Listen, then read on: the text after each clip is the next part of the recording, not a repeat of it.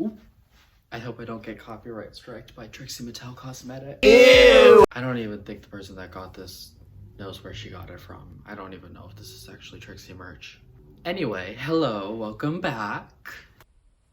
My name is TBD and I am indecisive.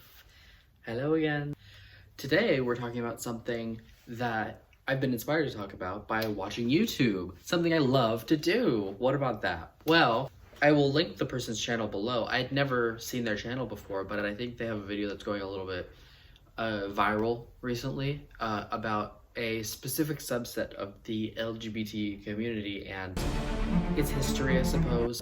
I thought that I could definitely expand on and give my own perspective on what that individual said in their video, as well as what some other people have said. But let's tether it back to the channel a little bit. So with the Pride Flag videos, I was originally sort of planning, or the original concept was that I would start by talking about the history and explaining little bits and bobs about, you know, the most iconic Pride flags, and then move down the line of obscurity. So I would start with the most iconic, and then second most iconic, and then just go down until we get to the point where if you gave the most loyal trans activist this Pride flag, they wouldn't even recognize it because no one knows what it is. So from iconic to obscure. However, I feel like that would take a while. So I think that in order to make this idea watchable and not boring, I'm gonna divide this shit up a little bit. So in the main videos, you're gonna have your gays, your lesbians, your trans people, your asexuals, you know, the very big swaths of the community that if you go anywhere in the world, you'll probably find at least one somewhere.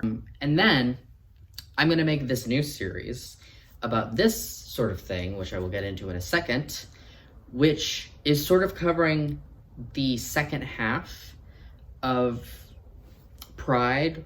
I don't know if a lot of people are proud of this, but I find it interesting, as I tend to find a lot of things interesting, but it's more obscure labels and identities.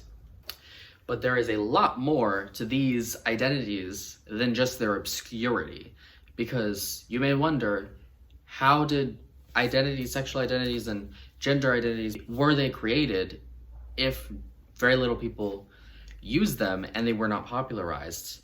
Let's get into it.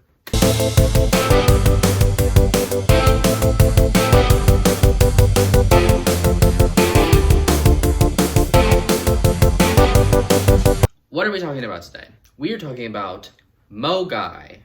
It's MOGAI, which stands for Marginalized and Oppressed Gender Identities and Intersex People, I believe. I think there's variations on that. I also may have just created a variation myself. First, a disclaimer that this is a purely scientific and analytical space, and if you have just come here to belittle people based on their linguistic, artistic, sociological, or teenage shenanigans, then sling your hook. So, MOGAI, it stands for something. That's great, but lots of things stand for something. And so what is it and why does it exist? Well, the origin of MOGAI is on the internet, mostly Tumblr, around 2013, 2014, early 2010s, basically.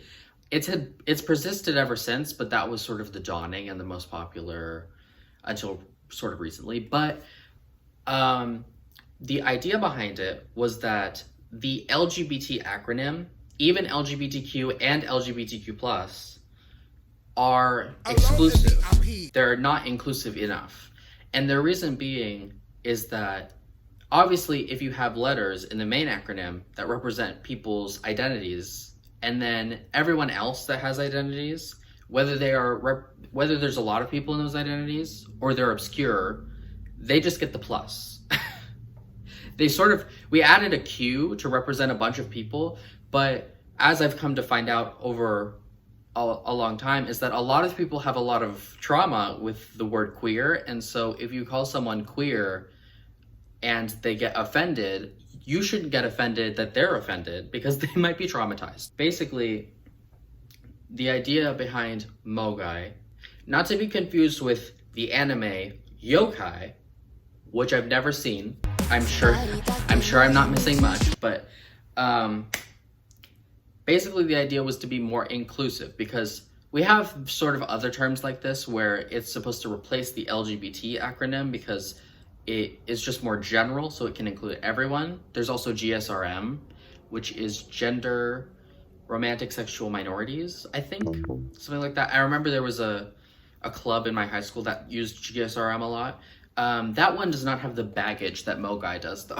So we're going to talk about that. Another element to MOGAI, which kind of makes it distinct from other social movements like this, is that they wanted to create labels and identities, sexual orientations, gender identities, the words, to represent their own feelings, which were not best represented by the words that already existed. But further than that is that a lot of people in the community also were creating words that they just thought of.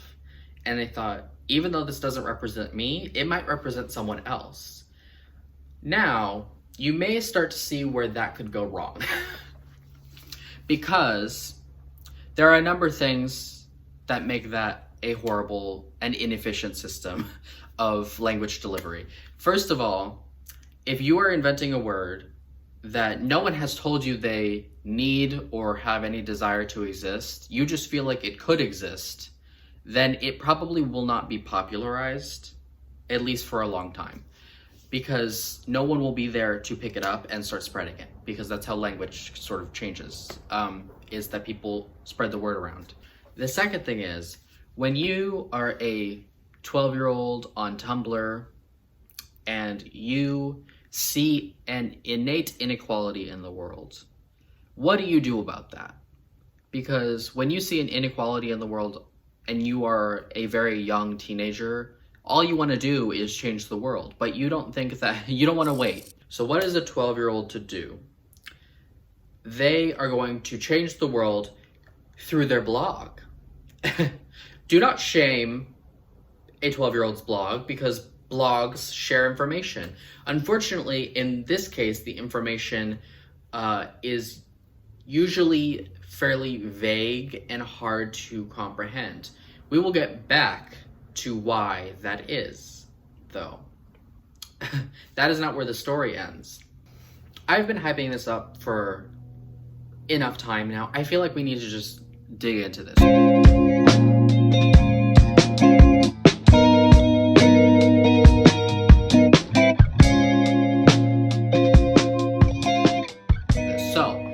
What I want to do is, first, here are some MOGAI labels. A lot of these terms, including these three, have very similar definitions. The words that they use to label them with are different, but the definitions share a lot of key terms that sort of go from different definitions made by different people. And so obviously, if you were just a layman coming into this sort of thing, then you wouldn't really be able to comprehend what they're talking about. Lucky I'm here. You're a cocky slut. Do you know what all three of these words share in common? These three terms have something to do with being aggressive, being almost revolutionary, being it'd be reminiscent of a masculine energy, but they don't describe it as masculine, they describe it in other ways. But all the definitions are fairly similar. Do you know of anything that this is reminiscent of? Perhaps where a bunch of words have slight variations in definition, but at the core share fundamentally the same meaning. I'd like to solve the puzzle. Oh yeah, I think synonyms perhaps? So, there are a couple types of synonyms. Obviously, we know what a synonym is. There are cognitive synonyms and there are near synonyms. Now, if you've ever learned another language before, you may have heard the term cognate, which is a word that basically means that this word in this language and this word in this language sound really similar. Cognitive synonyms have a sort of similar idea, which is that the synonyms have the exact same definition, which means that if you took this word, say bright, and you took this word like shiny, and you put one in a sentence and then you switched it out for the other, it does not matter what sentence you create, the random synonym examples, but it does not matter what sentence you create, because they literally have the exact same definition, then they will function exactly the same no matter what sentence you put them in, either one. However, a lot more synonyms are near synonyms. You interact with a lot more near synonyms than cognitive synonyms. And you will probably get what I mean with bright and shiny, which is that if I said that the lighthouse is very bright, and I said that the lighthouse is very shiny, that sentence fundamentally means a very similar thing, but it doesn't mean the exact same thing, because brightness actually refers more to the light's intensity. So if the lighthouse is very bright, then the light from the lighthouse is extremely intense. However, if the lighthouse is very shiny, then you can sort of get an image of your head, rather than a really bright light, more of a sort of glimmer almost. It's shiny, Growl. which shows that although these words mean a very similar thing, the definition has a variation that is enough that if you found the right sentence, you could put one in and it would work, and then you could put the other in and it suddenly wouldn't make sense. I can already hear it now. So you can shut your yaps. This System of PC Orwellian newspeak has nothing to do with synonyms. So why are we talking about this? Well, 3 reasons really. All of the labels are near synonyms. The labels for MOGAI, they're near synonyms. Let me give you an example. What would you think of if I asked you to define the word gay? You would probably think of the definition, but also you would think of gay people in your life. You might think of gay people in media, on TV, in movies that you've seen. What about when you hear the term andromedian? Well, I can take a wild guess and say that you don't know the definition, but if you did know the definition, you would probably mostly just think of the definition or your personal experiences with the term, because there are not a lot of people in the world who identify with this label, and also there's certainly no media representations of people who identify this way, because it's really obscure, which is another reason why representation is so important. The second point is, how are synonyms usually created? Well, in a naturally constructed language, synonyms are usually made when loanwords are borrowed from other languages and then assimilated into the language in question. I tag the English subreddit. All you have to do is DM Johan the Bitcoin expert and invest your loanwords, and you'll make 10 times your investment back in 2 months. I mean, look at me, I'm just flush with cash. The term's been created on Tumblr during this time period by smashing a bunch of Germanic, Latin, Hellenic roots together, what have you. Could be classified as a constructed language, aka a conlang. I mean, it's not a conlang, but we could just pretend it is because it's more fun. And all of you Debbie Downers are really cramping my vibe. And thirdly, well, actually, I lied earlier. It was just those 2 things that I wanted to talk about, but I want to pivot to talk about something that sounds like a synonym. I want to talk about hypernyms. Now, most of you out there already know what a hypernym is. If you're gay, you certainly know what it is because you use the term all the time. It's really just the fancy linguistic way of saying umbrella term. Hypernym and hyponym. Basically, the hypernym is the umbrella term, and the hyponym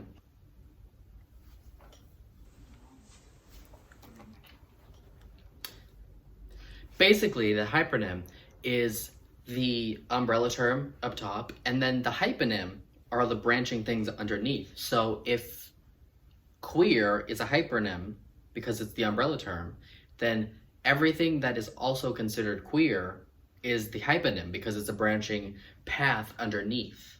But why I wanted to talk about that was because I wanted to get into some of the categories. The hypernyms of MOGAI.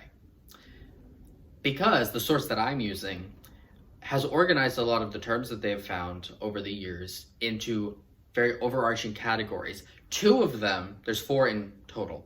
2 of them, I'm fairly certain were actually created by the community because they have unique terms, you know, with the root at the beginning, you know. And then there's 2 more, but I feel like those were just where things didn't fit into the other ones, so they just made 2 more categories. So let's talk about the category, shall we? Hypernym number 1, xenogenders.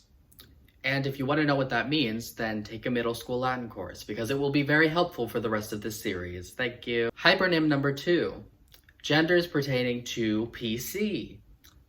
I shortened the next part to PC. What does PC stand for? Protected classes are PC. Thank you. If you felt that that was pushing it a little too far, you can feel free to harass me in the comments. I am a Marxist for masochism. The third hypernym is xenosexualities. Moving on. The 4th hypernym is identity politics sexualities. Straight people have been putting those words together for years, not knowing that we beat them to the punch the whole time.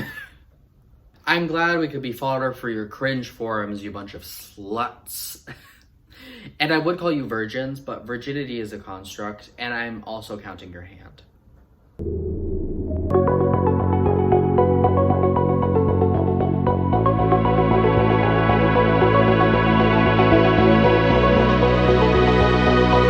Speaking of cringe forums, there's an aspect of the MOGAI community which is absolutely crucial to mention.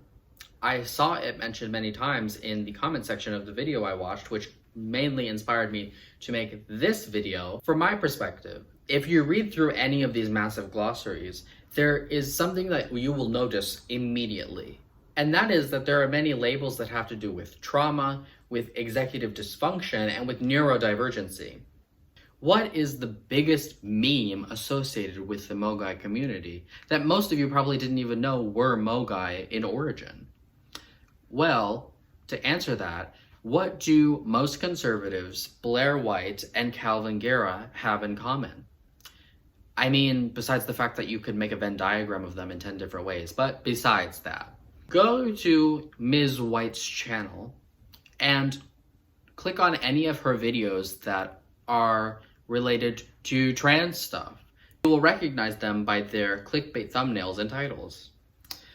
And take a shot if she does not get war flashbacks based on MOGAI identities. Her usual go-tos are star gender, cloud gender, autism gender. They love those. And I guarantee you won't get alcohol poisoning.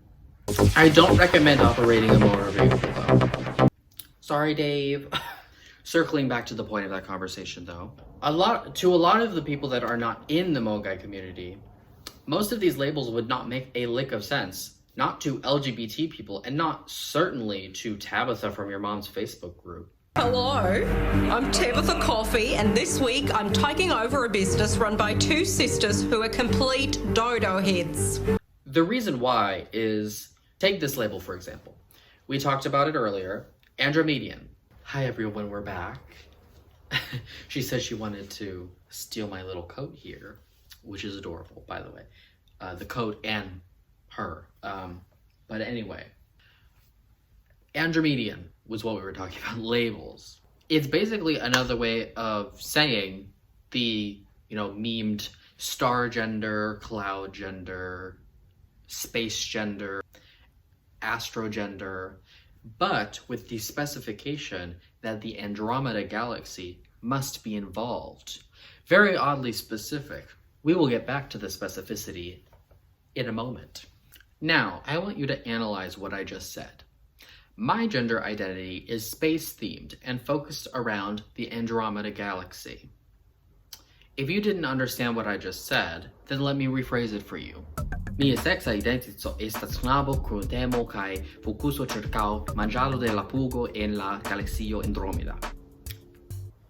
Now, if you didn't understand what I just said, first of all, let me translate for you. I just said, my gender identity is boy-themed and is focused around eating ass in the Andromeda galaxy. which is mostly true, but also you didn't understand what I said because you don't speak the language. One thing I want to say is that the people that were on these forums, were on Tumblr at the time, were in the MOGAI community. They immersed themselves in the culture of this small community. They immerse themselves in the culture, in the language. When you travel to another country, if you live there for a year or two or any amount of time, you will eventually pick up the language whether you want to or not, unless you're actively trying to fight it, I guess, but you will pick up the language through exposure. And that's sort of how exposing yourself to any different culture is that you will learn the nuances of the culture that are different from yours. You will learn the language and how it's different from yours. You will learn the little things that are important to know because you're in the community. When you're not in the community and you're an onlooker, if I just gave you a Chinese character and said, translate this for me, and you had no context, there was no English, there was no any your language to give you any context as to what the character might mean. You just have to figure it out. Do you think you would have an easy time figuring it out? No, because it's not your language that you speak, unless you speak Mandarin. But I said Chinese, which is not Mandarin, but I meant Mandarin. My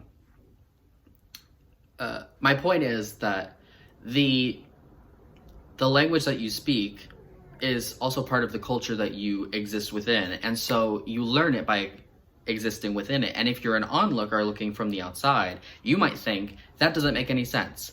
Probably because you don't speak the language.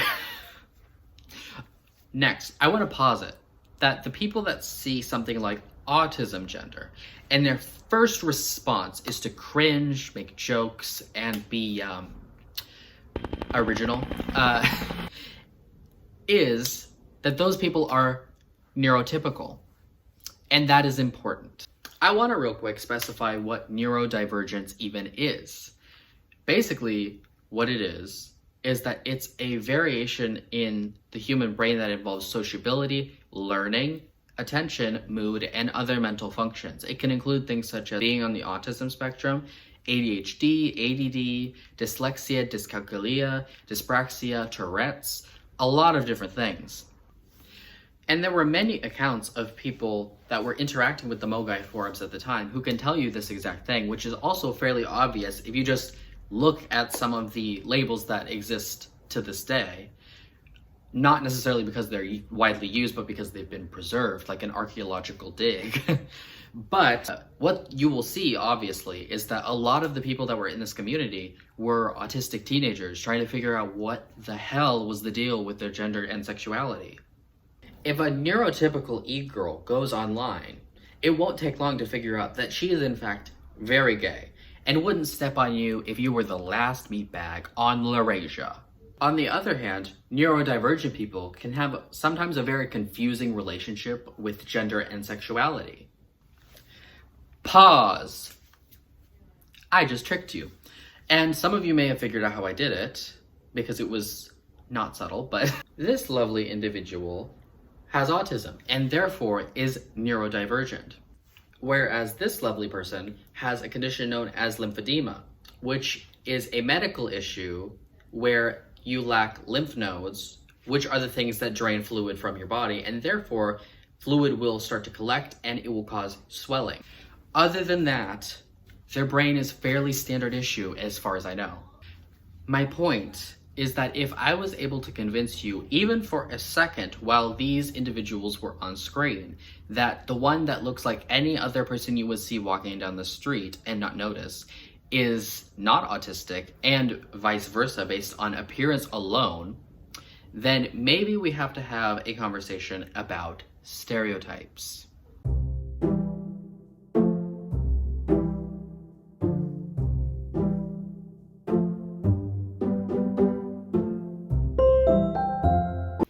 I think that stereotype is one of those words that everyone thinks that they know what it means, but it actually has a definition, and not everyone uses it correctly in the way that it is defined. So let me define it for you really quickly. This definition comes from the APA, the American Psychological Association, not from one of those random dictionary websites. Thank you very much. Let me just read it for you because I'm not going to be bothered to memorize the whole thing just for continuity. Stereotype. It's a noun. It's a set of cognitive generalizations, beliefs and expectations about the qualities and characteristics of the members of a social category. That's usually key, is that it's a category of people that is being generalized to fit specific character tropes. Stereotypes, like schemas, simplify and expedite perceptions and judgments, but they are often exaggerated, negative rather than positive, and resistant to revision. Even when perceivers encounter individuals with qualities that are not congruent to the stereotype. We will talk about this in a second. I showed you an autistic person and a person with a medical condition. However, these are not usually the kinds of people that are part of the stereotype that is associated with this side of the LGBT community. It would usually be someone who's more like this. You know, piercings, colored hair, sometimes a pixie cut or an undercut, you know, a black craft t-shirt. I'm basically describing a sim of my boyfriend. Anyway, traits typically assigned to this person, this stereotypical view of a person, are being gay, being trans, being non-binary, being autistic, being overweight, being a leftist. Now, while I can almost certainly guarantee that somewhere out there, there is an overweight, autistic, trans mask, gay, non-binary, leftist with multiple Twitter accounts, and I'm sure there are more than one. That's not the point, though. The point is, why do stereotypes exist, and why do they continue to exist? We mentioned something that's key to that earlier. Well, the people that go on cringe forums on Reddit and stuff like that laugh their flat asses off at Karens and NBs and leftists, feminists, heavyset people, neurodivergent people all day. What I don't think that these people realize is that when they're at work or when they're just walking down the street, you know, in public basically, is how many feminists that they've actually encountered and never knew and never thought about. How many gay people they've actually encountered. You know, how many neurodivergent people they've come across that have walked by them, never said anything to them, they never noticed. They've probably encountered many dozens of people in the groups that they like to make fun of on these forums. The reason that they didn't notice is because marginalized people, we're just trying to live our lives. We're just trying to do our day-to-day, just like anyone else, just like the people on those forums, you know, most of the time. Second of all, most people that look like this do it because they like to look like that. I was looking around in Google searching for a different image that I could use to demonstrate the stereotype that I'm talking about, and I actually came across a different image, which is a meme that someone created, which is much more interesting, and I want to show it instead so that I can demonstrate just how much people love making fun of not just LGBT people, but the people who they view devaluing transness and trans identity, in their opinion, through identifying with these MOGAI identities. And this meme perfectly sums that up, because it's just so mean-spirited for no reason. Because is this person doing anything to anyone? First of all, they're made up, but if that person existed, are they doing anything to anyone? No, leave them alone. Jesus. It has nothing to do with you thinking about yourself all the time. We're not trying to go out of our way to start arguments, to be annoying, to cause a scene. We just live our daily lives just like ship posters do. But that does not reinforce the stereotype. It would enforce the idea that generally anyone, regardless of variation in their experience, just wants basically the same things as everybody else. but that's not as funny. It's the coalescence of multiple marginalized communities into one person that reinforces these stereotypes. Can you imagine the power that this person holds? I just want people to have health. They can lead whole armies. Armies of trolls, I guess, but, you know, like lemmings. Just put the right SJW in the cage and just close the trap. With a system like that, you could cause the entire state of Alabama to just collapse in on itself, you know, from anarchy.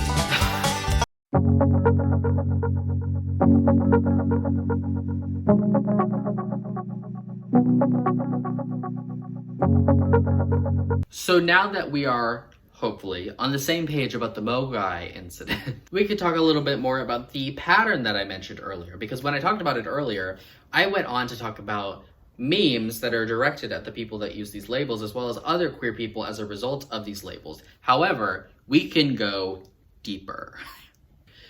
Because when you actually examine the labels themselves, the terms that they've created, the definitions that they use, the concepts behind them, and you keep in mind that most of the people in this community were autistic teenagers, then it's really hard to miss one crucial fact. And that is hyperfixation. If you are familiar with autism or, you know, psychology or mental health in any way, you probably know what hyperfixation is. However, I will still explain it. So, you might know about the idea when someone has clinical depression, they lose interest in all of the things that used to make them happy. And, you know, for people who are just depressed, that sort of can fade and they can start to be interested in things again. For people who are clinically depressed, that can sort of stay for a long time, sort of periods where they lose interest and then it sort of comes back. Well, with people who are neurodivergent, specifically mostly autistic, some for attention deficit, you know, mostly autistic though. Hyperfixation is basically the idea that, or the symptom, because it is a thing, but that if you were someone who is autistic, then you might be really, really, really interested in a small amount of things, or even just one specific thing. Outside of that, like activity or hobby or item or whatever it may be, everything else will kind of make you just feel like, whatever, I guess, you know, the way that depressed people feel about most things. A little bit less extreme than how depression makes you feel, but I imagine, I haven't asked an autistic person about this, but I think when you're depressed and you lose interest in everything, you sort of feel like, what's the point of even going on? Whereas when you're autistic, I think it's a different sort of feeling. Your hyperfixation is botany. You love botany. You can't get enough of the study of plants. Then anything that isn't about learning about plants isn't going to make you feel like killing yourself, but it's going to make you sort of bored because you don't really care. It's like, that's not the thing I care about. I care about botany. But most people have more than one or a small group of things that they really care about that can make them really happy. Which is why when we look at the MOGAI community, you start to notice this pattern. Is a lot of these gender identities and sexual orientations have to do with extremely specific things.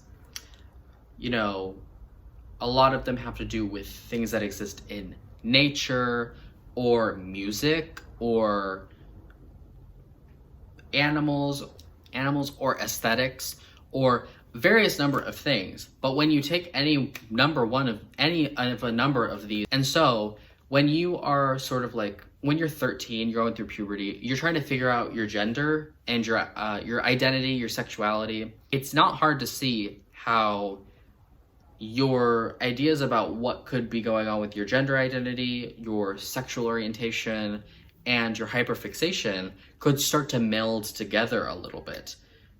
Which is why I think a lot of people who are neurodivergent, their experience with gender and with sexuality is a little bit confusing, because when they have this kind of experience, it's hard to pick out what is just one thing and what is it's hard to define where the borders are.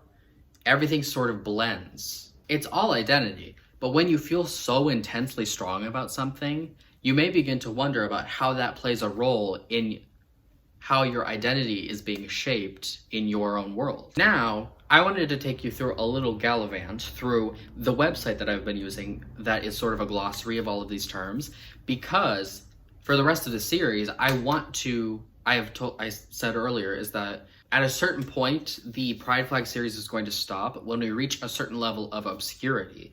And then this series starts at the level of obscurity where that one ends. I'll figure out how that works eventually. I'm sure it'll be complicated at some point, but right now it's very simple. So I'm going to pull up the website and then pick a category, probably a smaller one because it's a longer video.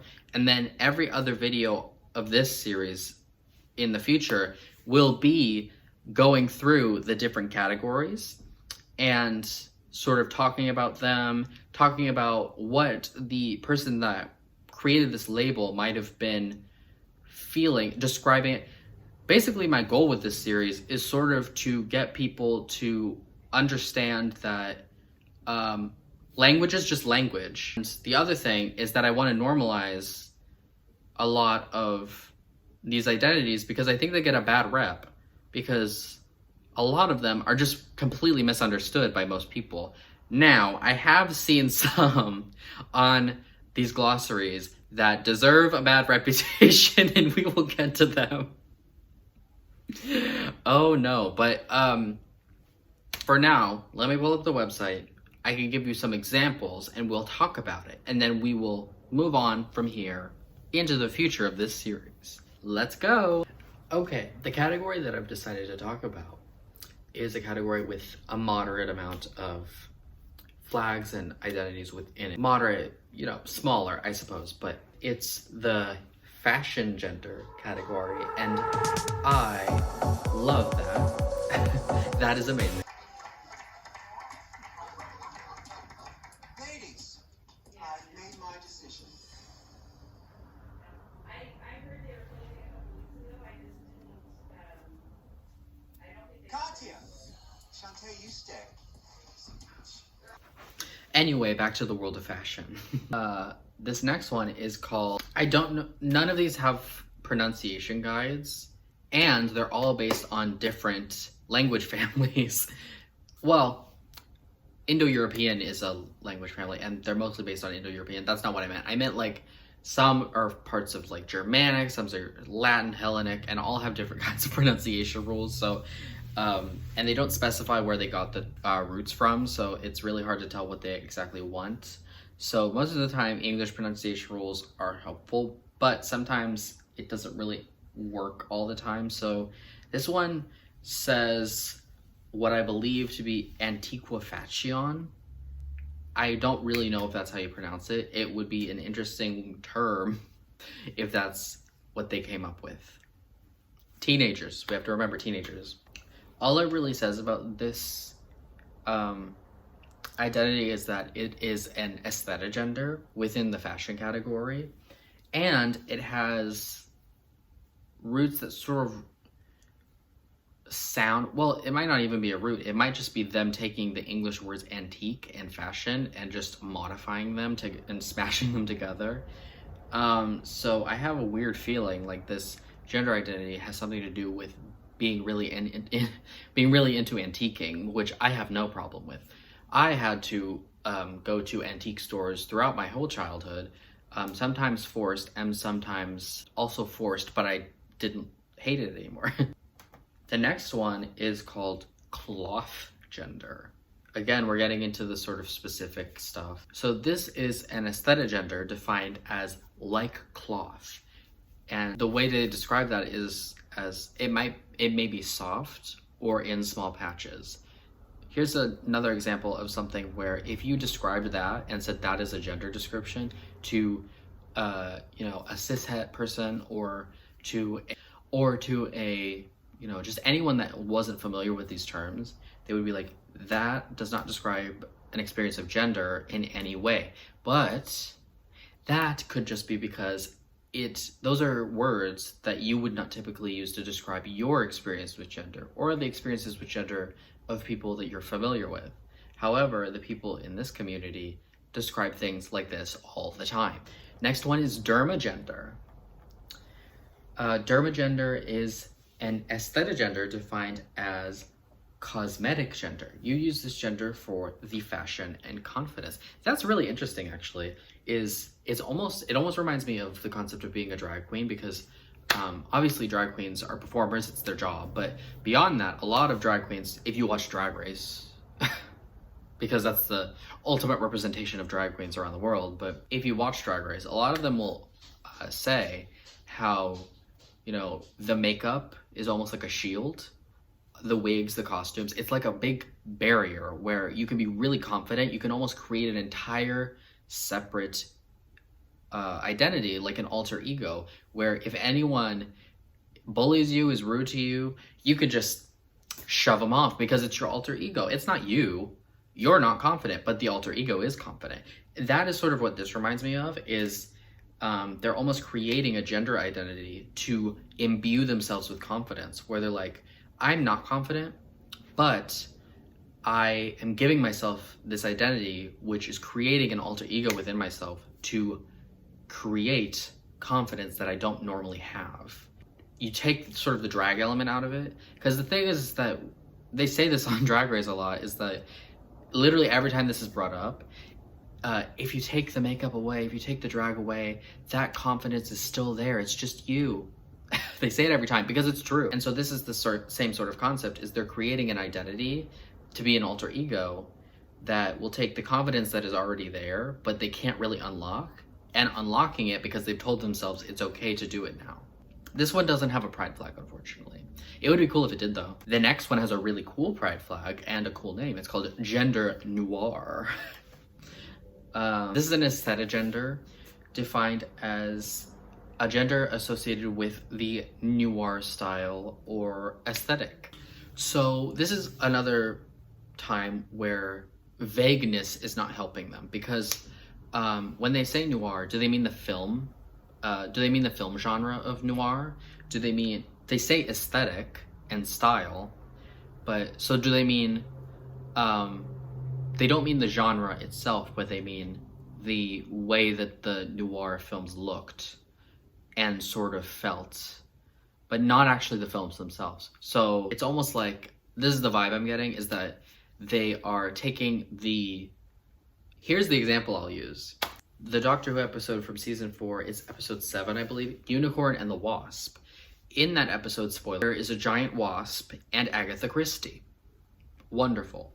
So basically it's a murder mystery, and then the Doctor and Agatha Christie uncover the fact that this jewel basically gave the giant wasp, which is part human, I guess, or has like a human shape-shifting part of itself, the jewel was being worn by someone who was wearing, or who was being worn by someone who was reading an Agatha Christie novel. And at that moment, the wasp was sort of released and somewhere else, but it absorbed the murder mysteryness of Agatha Christie's novel through the person who was reading it. And then the wasp sort of, even though it normally wouldn't really, you know, be a murder it wouldn't really be a murder mystery wasp, it would just be sort of a person like a wasp, but like an actual being with its own thoughts. But instead of its own thoughts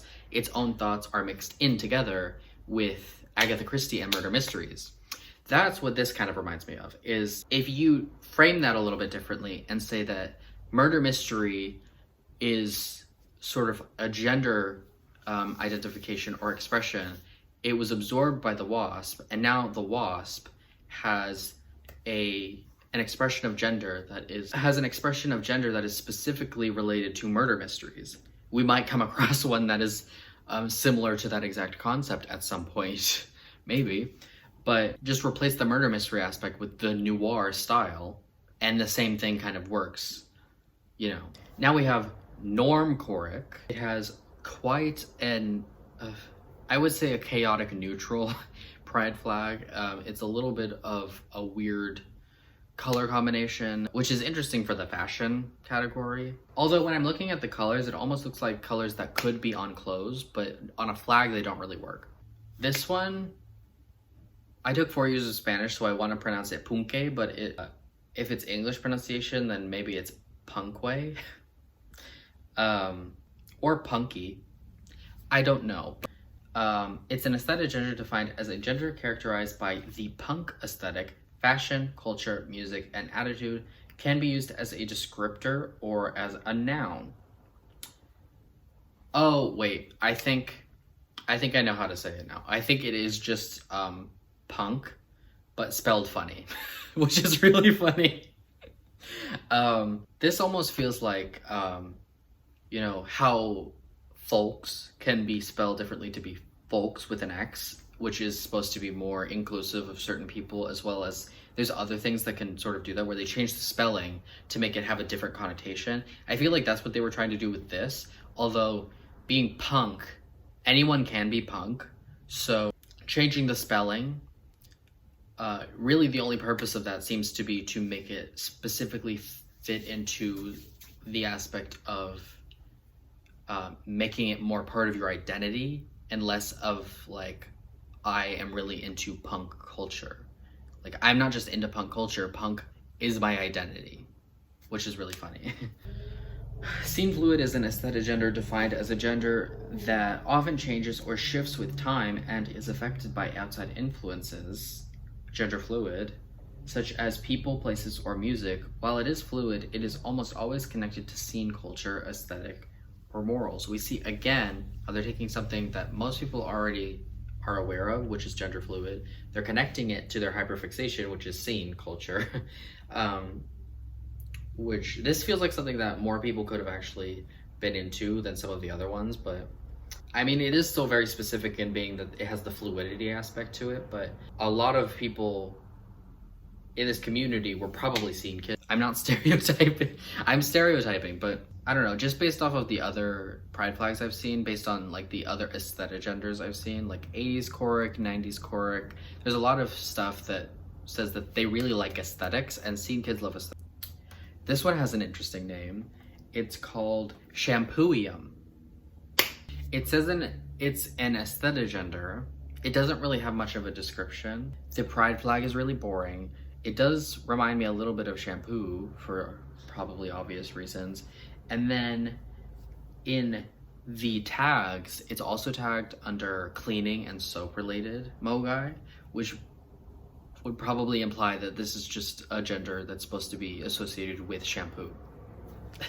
Okay, so we've sort of gone through some labels. We've talked about the community as a whole, why it exists, why people misunderstand the entire point to the labels. And so we're going to continue with this series, hopefully, as well as the Pride Flag series, and they're going to go concurrently. So each week you're probably going to get a video where one is a really prominent pride flag and one is a really obscure pride flag. If there's no flag, it'll just be a term. Now, I just want to end on this. When people really like something, they might joke or, you know, say things like, I am Gaga sexual. Yes, Gaga, you look so good. Or I'm pizza sexual. But that's easy to joke about when other things can make you extremely happy as well. So this is the question I'll leave you on. What might it feel like if there, in actuality, were simply just a very small subset of things, items, people, activities, hobbies that actually made you feel anything more than just meh? That's what I'm going to leave you on for today. See you at some point in the future. I'm indecisive. Bye.